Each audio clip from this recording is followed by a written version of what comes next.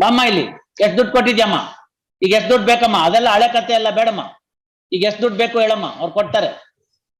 ಬೇಕು ಅಂದ್ರೆ, ಇಲ್ದಿದ್ರೆ ಕೋರ್ಟ್ ನಲ್ಲಿ ಕೇಸ್ ಆಗುತ್ತಮ್ಮ, ಅದ್ ನಿಧಾನಕ್ಕೆ ಎಷ್ಟು ಬೇಕೋ ಅಷ್ಟು ತಗೊಳ್ಳಿಮ್ಮ. ನಿಮ್ ಸ್ಟೇಟ್ಮೆಂಟ್ ಪ್ರಕಾರ ಅಲ್ಲಮ್ಮ, ಈಗ ಕೋರ್ಟ್ ಮುಂದೆ ಕೊಟ್ಟಿದ್ದಾರೆ, ಕೋರ್ಟ್ ಮುಂದೆ ಕೊಟ್ಟಿರೋ ಸ್ಟೇಟ್ಮೆಂಟ್ ಲೆಕ್ಕ ಹಾಕೋದ್ರೆ ನೀವು ಬರೋದು 5 ಲಕ್ಷ, ಅದ್ ಬಿಟ್ಬಿಟ್ಟು ಎಕ್ಸ್ಟ್ರಾ ಎಷ್ಟು ಬೇಕು ಕೇಳಮ್ಮ. ಅವ್ರ ತಂದೆಗಿಂದೆ ಯಾರು ಇಲ್ವೇನ್ರಿ? ಈಕೆ ತಂದೆಗಿಂದೆ ಯಾರು ಇಲ್ವಾ?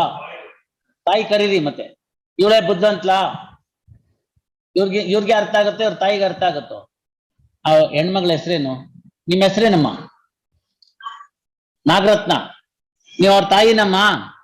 ನೋಡಿ ತಾಯಿ, ಒಂದ್ ಮಾತು ಹೇಳ್ತೀನಿ, ಹುಡುಗಿ ಏನೋ ತೊಂದ್ರೆ ತಪ್ಪತ್ರೆ ಅದೇನೇನೋ ಆಗಿತ್ತದ್ ಮರ್ತ್ಬಿಡಿ ಅಲ್ಲಿಗೆ, ಗೊತ್ತಾಯ್ತಲ್ಲ? ಅವಳೇನೋ ದುಡ್ಡು ಕೊಟ್ಟಿದ್ದಾಳಂತೆ, ಅವ್ಳು ಕೊಟ್ಟಿರೋದ್ ಪ್ರಕಾರ ಆಕೆಗೆ 30 ಲಕ್ಷ ಕೊಟ್ಟಿದೀನಿ ಅಂತ ಹೇಳ್ತಾರೆ, ಬ್ಯಾಂಕ್ ನಲ್ಲಿ 5 ಲಕ್ಷ ರೂಪಾಯಿ ಬಂದಿದೆ. ಅದೇನೇನೋ ಅವ್ರವ್ರು ಚೆನ್ನಾಗಿದ್ದಾಗ ಏನೇನ್ ಬೇಕೋ ಮಾಡ್ಕೊಂಡಿದ್ದಾರೆ. ಈಗ ಅದೆಲ್ಲ ಮುಗ್ದೋಗ್ಬಿಡ್ಬೇಕು, ಕೇಸ್ ಇಲ್ಲಿಗೆ ಮುಗ್ದೋಗ್ಬಿಡ್ಬೇಕು, ಇತ್ಯರ್ಥ ಆಗ್ಬಿಡ್ಬೇಕು ಅಂತಂದ್ರೆ ತಾಯಿ, ನೀವೊಂದ್ ಫಿಗರ್ ಹೇಳ್ಬೇಕು, ಇಷ್ಟು ದುಡ್ಡು ಕೊಡಿ ಅಂತ, ಅಷ್ಟು ದುಡ್ಡು ಕೊಡ್ಸಕ್ ಹೇಳ್ತೀನಿ, ಮ್ಯಾಟ್ರ್ ಮುಗಿಯುತ್ತೆ. ನಿಮ್ ದಾರಿ ನಿಮ್ಗೆ, ಅವ್ರ ದಾರಿ ಅವ್ರಿಗೆ, ಇನ್ಯಾವ ತಕರಾರು ಇರಲ್ಲಮ್ಮ.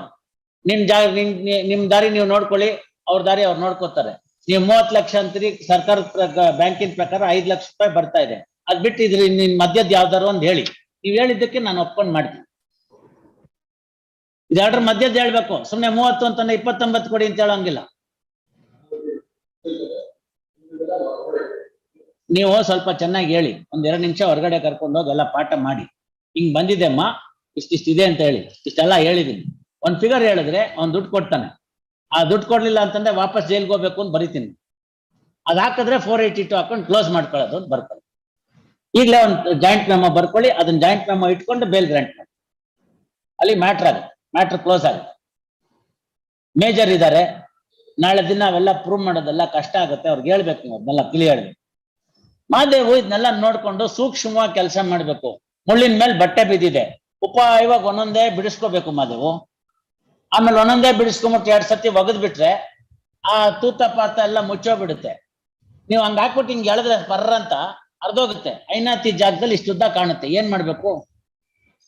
ಅವ್ರ ಏನ್ ಅನುಕೂಲ ಇದ್ದ ಸಂದರ್ಭದಲ್ಲಿ ಏನೋ ಮಾಡ್ಕೊಂಡಿದ್ದಾರೆ, ಅವ್ರಿಗೂ ತೊಂದ್ರೆ ಇತ್ತು, ಇವ್ರಿಗೂ ತೊಂದ್ರೆ ಇತ್ತು, ಅವ್ರಿಗೂ ಬೇಕಾಗಿತ್ತು, ಇವ್ರಿಗೂ ಬೇಕಾಗಿತ್ತು, ಅದೆಲ್ಲ ಇರುತ್ತೆ. ಇನ್ನು ಚಿಕ್ಕ ವಯಸ್ಸು ಹುಡುಗಿ, ಏನೋ ಒಂದ್ ದಾರಿ ನೋಡ್ಕೋಬೇಕಲ್ವ ಅವಳು. ನಾನ್ ಯಾಕೆ ಹೇಳ್ಬೇಕು? ದುಡ್ಡು ಕೊಟ್ಟಿರೋದು ಅವಳು, ಇಸ್ಕೊಂಡವ್ ಅವನು, ನಾನ್ ಯಾಕೆ ಮಧ್ಯೆ ಹೇಳಿ? Ramesh, you come out with a figure. ದೇಸೆ 30, ನೋ ದೇಸೆ 32 ಅಂತಾರೆ, 30 ಇಟ್ಕೊಳ್ಳೋಣ. ನಿಮ್ ಇದ್ರ ಪ್ರಕಾರ 5 ಇದೆ. Admittedly Google Pay and other details are not forthcoming. Wait taking note of between 5 and 30. You come out with a figure, tell me.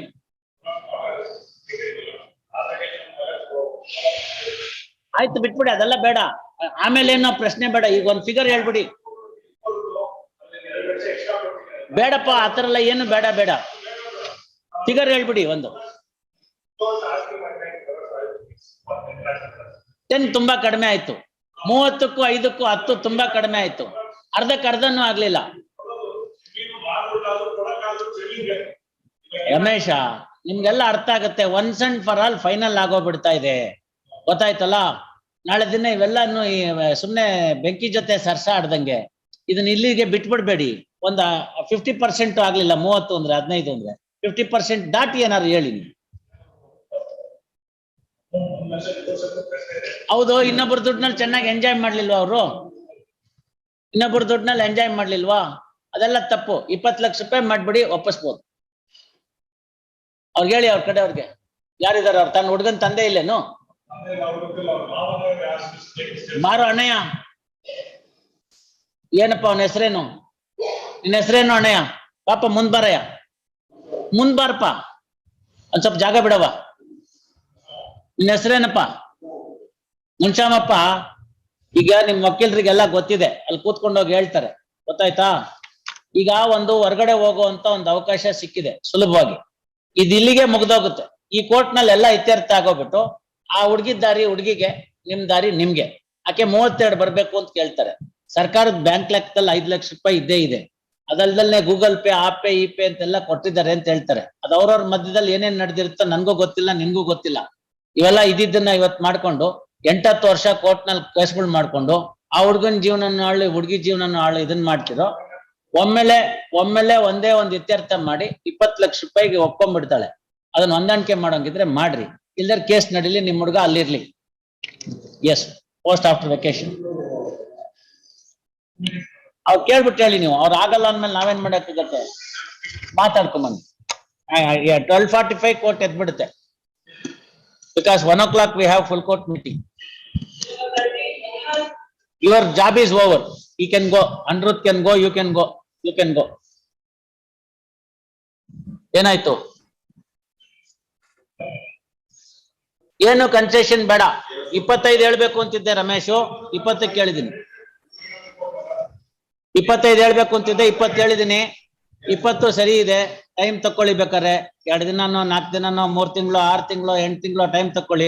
482 washing only after the last payment. ಇವತ್ತು bail order ಮಾಡಿ. ಹಂಗ್ ಮಾಡಕ್ ಬರೋದಿಲ್ಲ ಯಜಮಾನ್ರೆ. ನಿಮ್ಮನೆ ಒಂದ್ ಹೇಳ್ತೀನಿ ಯಜಮಾನ್ರೆ, ನಿಮ್ಮನೆ ಹೆಣ್ಮಗಳಾಗಿದ್ರೆ ನೀವ್ ಹಿಂಗೆ ಹೇಳ್ತಿದ್ರಾ? ಬಿಟ್ಬಿಡಿ. ನೋಡಿ ನ್ಯಾಯ ಆಗ್ತಾ ಇದೆ, ಒಂದ್ ಕೇಳ್ಕೊಳ್ಳಿ. ನೀವೆಲ್ಲ ನ್ಯಾಯಸ್ಥರು, ಹಳ್ಳಿಗಳ ಕಡೆ ಇರೋರು. ನ್ಯಾಯ ಇನ್ನು ಅಷ್ಟೋ ಇಷ್ಟೋ ಇರೋಷ್ಟೊತ್ತಿಗೆ ಅಷ್ಟೋ ಇಷ್ಟೋ ಮಳೆ ಬೆಳೆ ಆಗ್ತಾ ಇದೆ, ಗೊತ್ತಾಯ್ತಾ? ಇದಕ್ ಲೆಕ್ಕಾಚಾರ ಇಟ್ಕೊಳ್ಳಿ. ಒಂದ್ ಹೆಣ್ಮಗ್ಳಿಗೆ ನ್ಯಾಯ ಆಗ್ತಾ ಇದೆ, ಆ ಪಾಪ ಅಲ್ಲಿಗೆ ತೊಡೆದೋಗುತ್ತೆ. ಮುಂದೆ ಅವ್ರ ಮಗಳಿಗೆ ಕೊಟ್ಟಿದ್ದಾರೆ, ಮುಂದೆ ಆ ವಂಶಾಭಿವೃದ್ಧಿ ಆಗ್ಬೇಕೋ ಬೇಡವೋ? ಇವಳು ದಿನಾಗ್ಲೂ ನಿಟ್ಟುಸರು ಆಗ್ತಾ ಇದ್ರಲ್ಲಿ ಚೆನ್ನಾಗಾಗತ್ತಾ? ಆಗೋದಿಲ್ಲ. ಅದೆಲ್ಲ ಚೆನ್ನಾಗಿರ್ಬೇಕು. ನಿಮ್ ವಸ್ತು ನಿಮ್ಗೆ ವಾಪಸ್ ಬರ್ಬೇಕು. ನೋಡ್ಕೊಂಡಿದ್ದನ್ನೇ ಮಾಡ್ಕೊಂಡಿದ್ದನ್ನೇ ಗೊತ್ತಿಲ್ಲ ನಿಮ್ಗೂ, ಅದ್ ಮಾಡಕ್ ಬರುದಿಲ್ಲ. ಅವ್ರಿಗೂ ಒಂದ್ ನ್ಯಾಯ ಆಗ್ಬೇಕು. ಅದು ಸರಿಯಾಗಿದೆ, ಟೈಮ್ ತಕೊಳ್ರಿ. ನಿಮ್ ವಕೀಲರು ಇದ್ದಾರೆ, ಹ್ಞೂ ಅಂತಂದ್ರೆ ಮಾಡ್ಕೊಂಬಂದ್ ಹಾಕಿ ನಾನು ಪೆಟಿಷನ್ ಅಲೋ ಮಾಡ್ತೀನಿ. ಟೈಮ್ ತಗೊಳ್ಳಿ.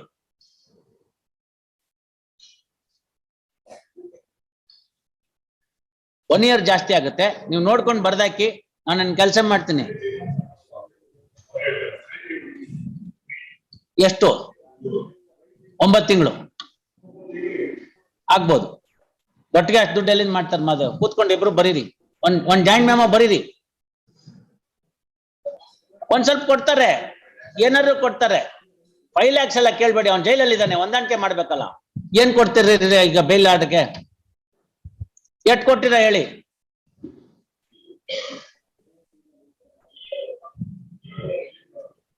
ನೋಡ, ಅವನ ದುಡ್ಡು ಕಟ್ಟಿದ್ರೆ ಜೈಲಿಂದ ಹೊರಗಡೆ ಬರ್ತಾನೆ. ಎಷ್ಟು ಅಂತ ಹೇಳಪ್ಪ? ಎಷ್ಟ್ ಬೇಕ್ ಕಟ್ತಿರೋ ಅಷ್ಟ್ ಬೇಕ್ ಬರ್ತಾನೆ. ಜಾಯಿಂಟ್ ಮೆಮೊ ಬರ್ದ್ ಕೊಟ್ಬಿಡಿ, ನಾನು ಅದ್ ಪ್ಲೇಸ್ ಮೇಲೆ ಬರ್ಕೋತೀನಿ. ಬೇಡಪ್ಪ ಯಜಮಾನ್ರೆ, ಅದ್ ಸರಿ ಹೋಗಲ್ಲ. ಇಷ್ಟೆಲ್ಲ ಒಪ್ಪದ್ಮೇಲೆ ಇಲ್ಲಿಗೆ ಬಂದು ಕೊನೆಯಲ್ಲಿ ಬೇಡ ಬೇಡ ಬೇಡ ಬೇಡ, ಆ ಹುಡುಗಿನ ನಾನ್ ನೋಡ್ಬೇಕು, ಜವಾಬ್ದಾರಿ. ಗೊತ್ತಾಯ್ತಲ್ಲ? ಈಗ ಇಷ್ಟೆಲ್ಲ ಆದ್ಮೇಲೆ ಆ ಹುಡುಗಿಗೆ ಹೆಂಗೆ ಲಗ್ನ ಆದಿತ್ತು?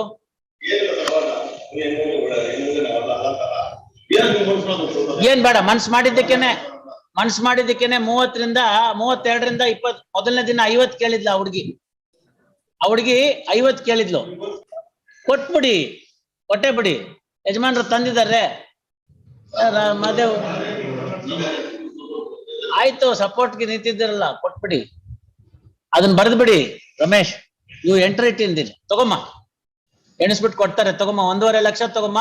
ಮಿಕ್ಕಿದ ದುಡ್ಡನ್ನ 3 ತಿಂಗಳಂಗೆ ಆ ಕಂತ ಹಾಕಿ ಒಟ್ಟು 9 ತಿಂಗಳಲ್ಲಿ ತೀರ್ಮಾನ ಮಾಡ್ತಾರಮ್ಮ. 9 ತಿಂಗಳು ಆದ್ಮೇಲೆ ನೀನೊಂದು ಅರ್ಜಿಗೆ ಸೈನ್ ಮಾಡ್ಕೊಡ್ಬೇಕು. ಈಗೊಂದು ಸೈನ್ ಮಾಡಿರ್ಬೇಕು. ಅಲ್ಲಿ ನನ್ಗೆ ಈ ಕೇಸ್ ಬೇಡ, ಮುಂದುವರ್ಸ್ಬೇಡ, ಅವ್ರು ನಮ್ ದಾರಿ ನಮ್ಗೆ, ಅವ್ರ ಬಾರಿ ಅವ್ರಿಗೆ ಅಂತ. ಏನಮ್ಮ? ಫಸ್ಟ್ ಅದನ್ನ ಬರೀರಿ ನೀವು. ಅದನ್ನ ಅವ್ರು ಇನ್ನೂ ಏನೋ ಅಲ್ಲ ಅಂತ ಇದಾರೆ. ಏನಂತಿದ್ಯಮ್ಮ? ಅದೆಲ್ಲ ಬರೀತೀನಲ್ಲಮ್ಮ, ಅದನ್ನ ಅಲ್ಲೇ ಬರೀತಾರೆ. ಈಗ ನೀವು ಸೈನ್ ಹಾಕಿ ಕೊಡ್ತಾರೆ ನೋಡಿ. ನೀವು ಚೆನ್ನಾಗಿರಿ, ಅವರು ಚೆನ್ನಾಗಿರ್ತಾರೆ. ಹೊಸದಾಗ ಊರಿಗೆ ಹೋದವ್ರು ಒಬ್ರಿಗೆ ಯಜಮಾನ್ರಿಗೆ ಕೇಳಿದ್ರಂತೆ, ಊರ್ ಚೆನ್ನಾಗಿದ್ಯಾ ಅಂತ. ಅವಾಗ ಯಜಮಾನ್ರಿಗೆ ಉತ್ತರ ಹೇಳಿದ್ರಂತವ್ರು, ನಿಮ್ ನಾಲ್ಗೆ ಚೆನ್ನಾಗಿದ್ರೆ ಊರ್ ಚೆನ್ನಾಗಿರುತ್ತೆ. ಅಷ್ಟೇ, ತಿಳಿತಲ್ಲ? ನೀವು ಚೆನ್ನಾಗಿರಿ, ಅವರು ಏನು ಮಾಡಕ್ ಹೋಗಲ್ಲ. ಒಂದ್ ಯೋಚನೆ ಮಾಡ್ಬೇಕು ಯಜಮಾನ್ರು. ಈ ತರದ್ದೆಲ್ಲ ಆದಾಗ ನೀವೇ ಅಲ್ಲಿ ಕೂತ್ಕೊಂಡು ಬಗೆಹರಿಸ್ಬಿಟ್ಟಿದ್ರೆ ಅದು ಇಲ್ಲಿ ತನಕ ಬರ್ತಾನೆ ಇರ್ಲಿಲ್ಲ. ಆಯ್ತಲ್ಲ, ಈಗೆಲ್ಲ ಆಯ್ತಲ್ಲ, ಬಿಟ್ಬಿಡಿ. ಈಗೆಲ್ಲ ಕೂತ್ಕೊಂಡಿದ್ರಿ, ಬಗೆಹರಿಸ್ಬಿಟ್ಟಿದ್ರಿ. ಮುಂದೆ ಆಗ್ಬೇಕು. ಅವನ ಮಗಳು ಚೆನ್ನಾಗಿರ್ಬೇಕು, ಅವನ ಅಳಿಯ ಹೊರಗೆ ಬರ್ಬೇಕು, ಅವ್ರು ಚೆನ್ನಾಗಿ ಬದುಕ್ಬೇಕು, ಆಕೆನೂ ಚೆನ್ನಾಗಿ ಬದುಕು. ಎಲ್ಲರೂ ಚೆನ್ನಾಗಿರಿ, ಯಾರು ಬೇಡ ಅಂತಾರೆ. ಗೊತ್ತಾಯ್ತಲ್ಲ?